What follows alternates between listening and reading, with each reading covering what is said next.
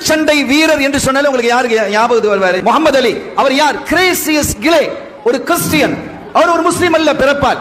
அவர் ஒரு கட்டத்திலே அவர் ஏன் இஸ்லாத்தை ஏற்றேன் என்பதை சொல்லுகிறார். ஒரு முறை நான் எகிப்திற்கு சென்றிருந்தேன். எகிப்துக்கு சென்றிருந்த போது அது ஒரு வெள்ளிக்கிழமை.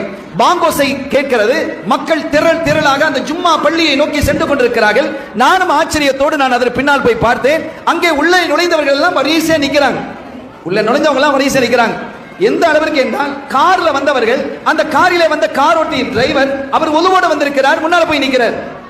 அதுல வந்த எஜமான் முதலாளி அவர் ஒழு இல்லாமல் வந்தார். ஒழு செய்து விட்டு தாமதமாக வருகிறார். இரண்டாவது அணியில நிற்கிறார். யார் முன்னால நிற்கிறார்? அவருக்கு அவருடைய டிரைவர் முன்னால் இருக்கிறார். இவர் எங்க இருக்கிறார்? இரண்டாவது சஃப்ல நிற்கிறார். அதெல்லாம் முடியாது, நீ பின்னால வான்னு சொல்ல முடியுமா? எங்காவது இந்த மஸ்ஜிதிலாவது சொல்லுவார்களா? சுஜூது செய்யும் போது என்ன நிலை ஏற்படுகிறது என்று பாருங்கள். முன்னால் இருப்பவருடைய முதல் சஃபில இருப்பவர்களுடைய காலிலே இரண்டாவது சஃபில இருக்கக்கூடியவர்களுடைய நெற்றி படுகிறதா இல்லையா?